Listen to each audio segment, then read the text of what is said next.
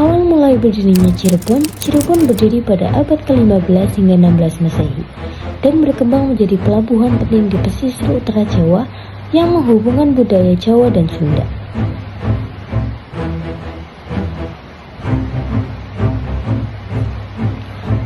Cucu Ki Gedeng Tapa, Pangeran Cakrabuana Walangsungsang mendirikan pemerintahan terorganisir dan membangun kota Kosak serta Istana Pakuwati sehingga dianggap sebagai pendiri Kesultanan Cirebon.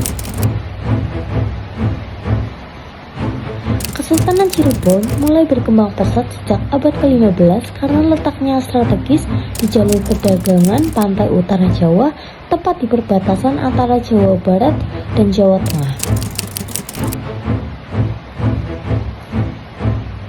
Setelah itu, Cirebon menjalin hubungan dagang dan diplomatik dengan berbagai bangsa. Perekonomian berkembang melalui sektor pertanian, kerajinan, dan perdagangan internasional.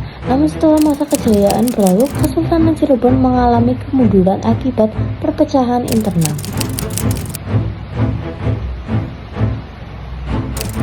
Kesultanan Cirebon menghadapi kedatangan bangsa barat, terutama VOC Belanda dengan cara cukup kompleks, mulai dari menjalin perjanjian kerjasama hingga melakukan perlawanan.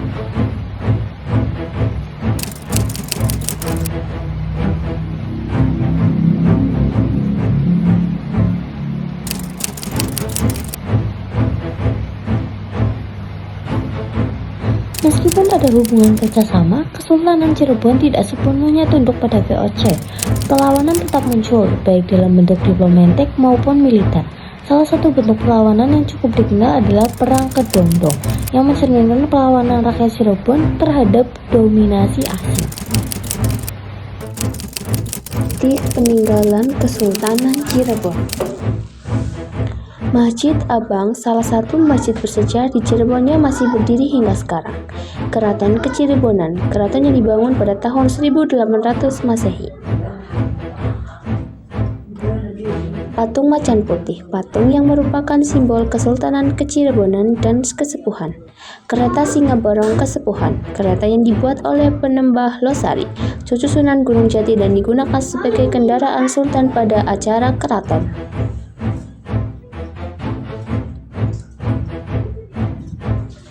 Seni wayang golek cepak. Wayang golek cepak adalah jenis wayang yang digantung dan dimainkan oleh seorang dalang seni batik Cirebon. Seni batik Cirebon memiliki ciri khas dengan motif-motif yang unik dan menggambarkan kisah-kisah sejarah.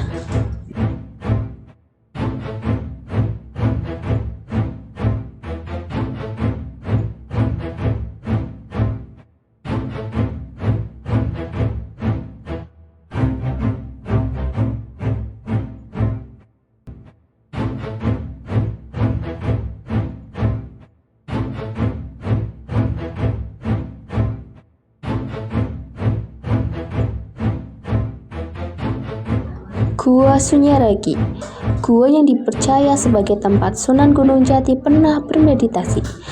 Nangsa Wangsakerta, naskah yang diklaim disusun oleh panitia yang dipimpin Pangeran Wangsakerta dari Cirebon.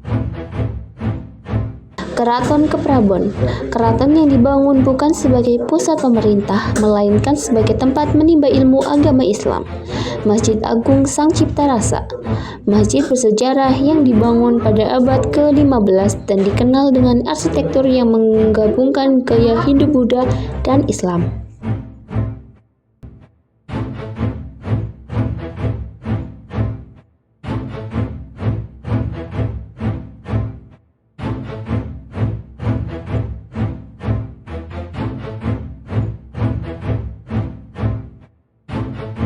Alun-alun Sangkala Buana atau Septonan.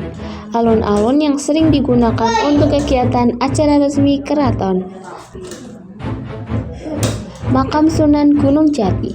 Tempat pemakaman Sunan Gunung Jati, salah satu wali Songo yang berperan penting dalam penyebaran Islam di Cengho.